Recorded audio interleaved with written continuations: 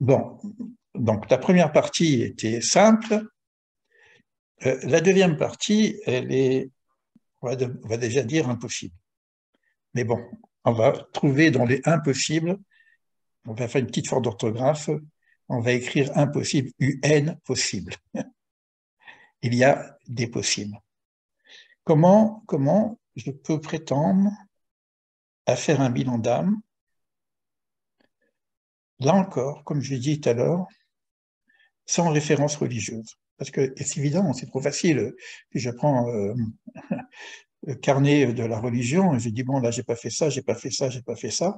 Normalement, mon âme, elle en a besoin, donc, bah, voilà, etc. Donc, je ne parle pas de ça. D'accord? Euh, Ça, chacun le fait à son niveau. C'est certainement nécessaire pour ceux qui ont des références religieuses de voir où ils en sont par rapport à la religion qu'ils vivent. Mais là, on va parler de soi vis-à-vis de soi-même, comme on l'avait dit au départ, mais à un niveau encore plus sensible. Sans référence, c'est difficile. Parce que là, je veux quand même vous donner des références. Mais l'idée au départ, c'est ça. Alors, est-ce que ça ressemble à ce que j'ai dit tout à l'heure? Et tout à l'heure, on a parlé du moi et du soi, être soi-même, la connaissance de soi, etc. Est-ce que cette connaissance de soi peut m'amener à une véritable connaissance de mon âme? Pas facile. Alors, qu'est-ce qui serait le plus proche de cette idée d'âme qui ferait que je pourrais commencer à regarder où j'en suis? Que quand je dis âme ou esprit, on ne sait pas vraiment ce que c'est, quoi. Si je prends une référence divine, où j'en suis avec Dieu, c'est chacun avec ses images, chacun avec son système, etc. Donc, ce soi avec soi-même, quel est le terme le plus proche de ce qui ressemblerait, qui serait en rapport avec l'âme? Vous avez La une idée? conscience, Bravo, direct, c'est bien. La conscience, en effet. La conscience, elle est là. Donc et ça, c'est perceptible. C'est pas saisissable au niveau manuel, mais c'est perceptible. On voit bien que est-ce que je suis en alignement avec ma conscience? Est-ce que ce que je fais, c'est toujours en OK avec ma conscience, avec mes valeurs, etc. Parce que quand je fais quelque chose qui n'est pas en rapport avec mes valeurs, parce que, les affaires, les machins, etc., là, il y a un désordre qui se met en place. D'ailleurs, il y a une phrase du Swadharma, ça s'appelle, je crois, chez les hindous, qui dit justement la même chose. Quand vous agissez en désaccord avec votre conscience, il y a un désordre qui se met en place, mais c'est un désordre social aussi. C'est-à-dire que vous allez émettre quelque chose qui ne fonctionne pas, et l'environnement aussi, bah, il y aura des choses qui ne se passent pas. Et inversement, si vous êtes en conscience, en alignement avec votre propre conscience, à ce moment-là, il y a un rayonnement positif qui fait que les autres aussi reçoivent de l'influx par rapport à ce rayonnement. Donc, la conscience. Donc ça, c'est clair. D'accord? Alors, et cette conscience, c'est pas le problème. Cette conscience, elle parle. Elle a une voix, on appelle la petite voix. D'accord? Donc, c'est facile de savoir quand je fais quelque chose, est-ce que c'est juste ou pas juste par rapport à ma conscience? Combien de fois j'ai triché avec moi-même au niveau de cette conscience? D'accord? Alors, c'est vrai que ça, il y a un élément avec là. D'accord? C'est c'est tout, c'est simple. Maintenant, de la même façon que tout à l'heure, j'ai dit, on va maintenant chercher des référents. Et là, on va travailler avec des référents. Alors, les référents, moi, ce que j'ai, c'est la tradition hébraïque. D'accord? Parce que la conscience est un élément mais, subtil, mais il a plusieurs formes. Et de la même façon, nous allons voir que l'âme, elle a plusieurs strates, d'après la tradition hébraïque. Rappelez-vous qu'on a parlé des 4 niveaux, des 4 mondes, etc. Donc, d'après la tradition hébraïque, on a 4 niveaux d'âme: Nefesh, Oach, Neshama, Yechida. On peut, Chaya. On peut dire le cinquième avec Yérida, qui est Dieu lui-même, quoi, c'est l'influx divin, carrément. Parce qu'il y a Neshama, c'est le divin à l'intérieur de nous-mêmes, et Yérida, c'est le divin au niveau de la lumière qui entoure et la lumière qui est à l'intérieur. Je pourrais regarder, mais là, ça demande une certaine méditation, c'est pas celle que je vais faire, où j'en suis avec mon nefesh, où j'en suis avec mon roi, où j'en suis avec mon neshama, etc. D'accord? Ça demande une connaissance, parce que là, c'est un référent. Si j'ai pas la connaissance, c'est difficile. D'accord? On peut être conduit là-dessus. Donc, on a des enseignements qu'on a partagés sur ces différents niveaux d'âme. Si je prends le nefesh, par exemple, le nefesh, je ne vais pas regarder le nefesh un peu animal, parce que le nefesh animal, bon, c'est le vital, c'est ce qui fait vivre. Mais dans le nefesh, il y a aussi une certaine conscience. Et ce rapport que j'ai avec le nefesh, c'est le rapport avec la psychologie, avec le psychisme et avec le corps. Et là, on arrive à la relation avec le corps. Si je parle du nefesh, ma conscience, est-ce que j'ai respecté mon corps? Est-ce que je ne l'ai pas abîmé avec des trucs que je mange parce que je... Non, non. Est-ce que je respecte, je respecte mon corps? Donc, c'est déjà aussi un bilan. Et après, bon, chacun fait ce qu'il veut avec ça. Mais si sa conscience, c'est-à-dire son nefesh, qui est la partie vitale et qui a besoin du corps pour qu'il y ait une santé qui se mette en place, où j'en suis avec ça? Ça, c'est le nefesh. Donc, c'est une âme. C'est déjà un bilan d'âme. Après, je vais monter un petit peu. Vous pourrez réfléchir. Hein.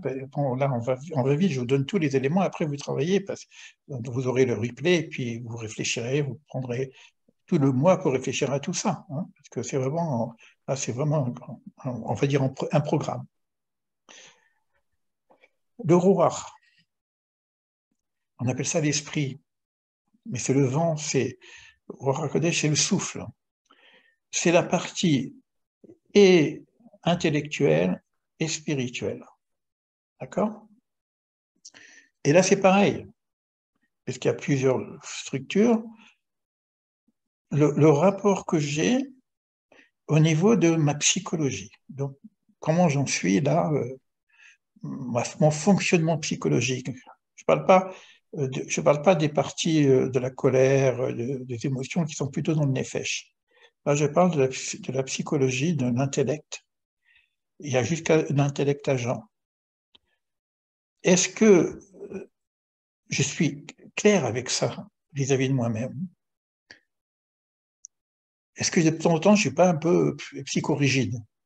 Vous voyez, j'y crois et c'est comme ça, c'est la vérité, moi je tiens la vérité, ne changez pas, etc. Bon, voilà, donc là encore, il y a quelque chose bon, ça se fait pas une fois, évidemment. Mais là, il y a de la maïotique, encore une fois. Mais ça peut être intéressant de réfléchir un petit peu sur là où j'en suis au niveau intellectuel, l'intellect agent, on appelle ça, hein, et on peut parler également au niveau spirituel. Il n'y a pas encore de religion là-dessus, hein. Pas de religion là-dessus. Si je monte au niveau supérieur, on va parler de la Neshama. Où est la Neshama? Qu'est-ce que la Neshama? Est-ce que les deux mondes, etc. C'est déjà un niveau beaucoup plus large que moi-même. Parce que les deux niveaux, Nefesh et Roi, c'est vraiment ma personne. Neshama, c'est déjà, on est dans un truc un peu plus, parce qu'on parle de l'âme divine à l'intérieur. D'accord? Raya, c'est l'âme divine à l'extérieur. Alors, qu'est-ce que l'âme divine? Sinon, le rapport que j'ai moi-même avec le divin, avec l'image que j'en fais. Chacun a son image au niveau du divin, quelles que soient les traditions, etc. On s'en fout, mais moi, est-ce que je suis clair avec ça dans ma relation avec le divin en moi? D'accord? Donc, c'est une étude à faire. Si je fais Raya, c'est la vie, l'énergie de vie. C'est pas, Nefesh, l'énergie de vie intérieure, c'est ma vitalité. Chaya, c'est la vie, c'est l'univers, c'est l'énergie de vie à l'extérieur. C'est pour ça que je parle aussi de la nature, etc. Là, je peux aussi regarder est-ce que je suis un être vivant? Est-ce que je vis comme un arbre devrait vivre, s'il est bien nourri, évidemment? Donc, tout ça, ça fait partie. Et cette énergie de vie, c'est au niveau divin, on peut parler de la nature, Elohim, le divin qui crée le créateur. D'accord? Je vais très vite, ce sont des flashs, mais ça sera un programme. Parce que si on avance pendant un certain temps ensemble, évidemment, on va détailler toutes ces choses-là.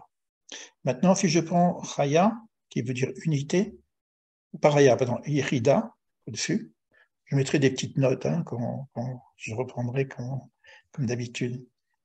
Yechida, c'est l'unité. C'est le principe un, le principe unique. C'est Dieu lui-même, carrément. Mais là, on va dire que c'est au niveau de la transcendance. Alors, on a parlé de l'immanence, maintenant on parle de la transcendance. Où j'en suis avec cette notion d'unité? C'est quelque chose qui est extrêmement difficile parce que c'est la finalité de tout.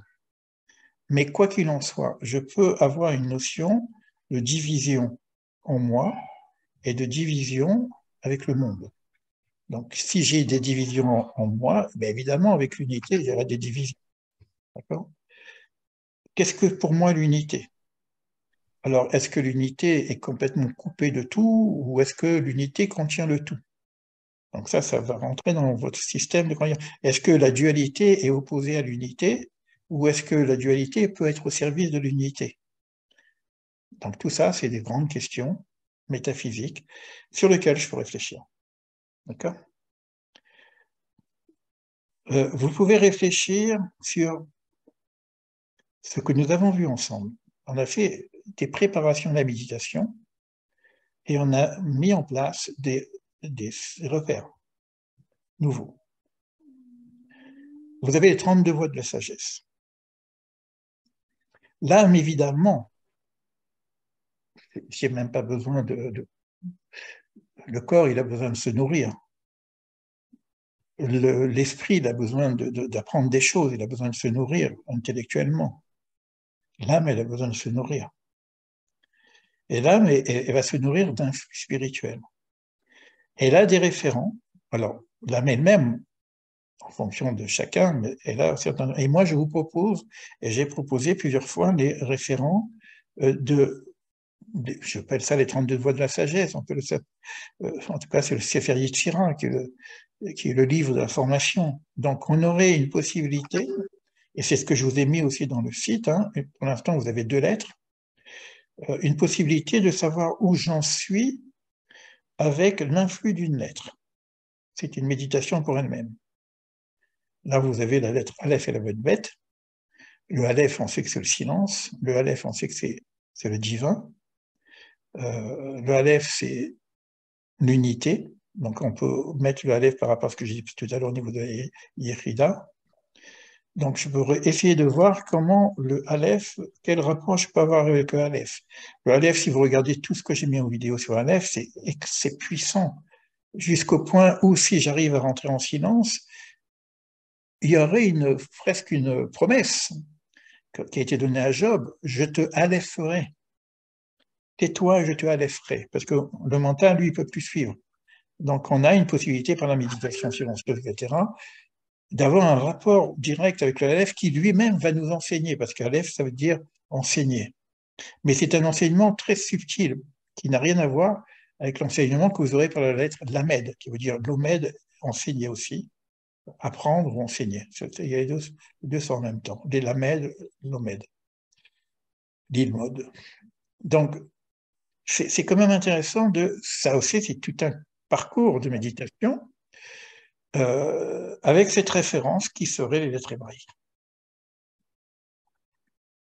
L'autre référence, et là, si vous voulez réfléchir, on va essayer bon, je ne vais pas faire un état de méditation, etc., comme on a fait le rêve éveillé dirigé la dernière fois, mais vous pouvez le prendre comme un exercice, on va le faire très rapidement, mais sachez que c'est un exercice qu'il faut reprendre dans le détail.